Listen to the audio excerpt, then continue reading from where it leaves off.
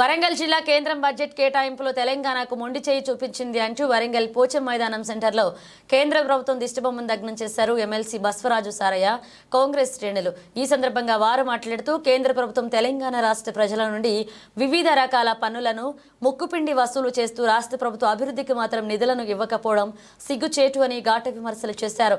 సోనియా గాంధీ, రాహుల్ గాంధీల నేతృత్వంలో తెలంగాణ రాష్ట్రంలో రాష్ట్ర ముఖ్యమంత్రి ప్రజలకు సంక్షేమ పథకాలన్నీ అందేలాగా చర్యలు తీసుకుంటున్న నేపథ్యంలో కేంద్రం కావాలనే కుట్రపూరిత రాజకీయాలతో తెలంగాణ రాష్ట్రానికి అన్యాయం చేస్తుందని మండిపడ్డారు.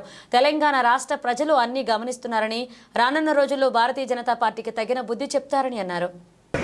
గతంలో కూడా గత 10 సంవత్సరాలు కాకుండా మన ఈ సంవత్సరం కూడా యావత్ తెలంగాణ అభివృద్ధికి పుట్టుపడే విధంగా ఈ ప్రాంతంలో బీఆర్ఎస్ పార్టీ లేదు కాక కాంగ్రెస్ పార్టీ సోనియా గాంధీ నేతృత్వంలో, రాహుల్ గాంధీ నేతృత్వంలో ఉన్న పార్టీని ఏ విధంగానైనా ఇబ్బంది పెట్టాలనే ఆలోచనతోటే ఎన్డీఏ ప్రభుత్వం, మోడీ గారి ప్రభుత్వం తెలంగాణకు అన్యాయం చేస్తూ ఉంటుంటే తెలంగాణ ప్రజలు ఎవరు చూస్తూ ఊరుకునే పరిస్థితి లేదని కూడా ఈ సందర్భంగా హెచ్చరిక చేస్తున్నారు. ముందు ఏమంటున్నామంటే మీరేమి ఇవ్వకండి దయచేసి, మాకు జిఎస్టీ మేము కట్టే మా పైసలు మాకు ఇవ్వండి అంటున్నాం.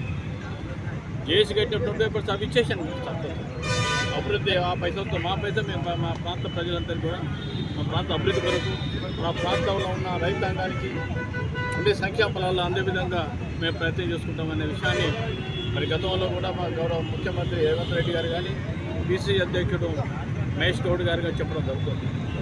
అందుకే ఈరోజు కూడా నిరసనగా నోటి మాటలు కాకుండా, విజ్ఞాపనలు కాకుండా ప్రజల ద్వారా నిరసన తెలియజేయాలనే ఆలోచనతోటి అన్ని జిల్లా కేంద్రాల్లో ఈరోజు పిసిసి ఆదేశం మేరకు, మహేష్ కుమార్ గారి ఆదేశం మేరకు మరి అందుబాటులో ఉన్న కాంగ్రెస్ పార్టీ నాయకులందరూ కూడా, కార్యకర్తలు కూడా, యువజన కాంగ్రెస్, ఎన్డీఏ, యువత అన్ని వర్గాల ప్రజలందరూ కూడా ఈరోజు అందుబాటులో ఉన్న ధర్నా కార్యక్రమాలు జరిగింది.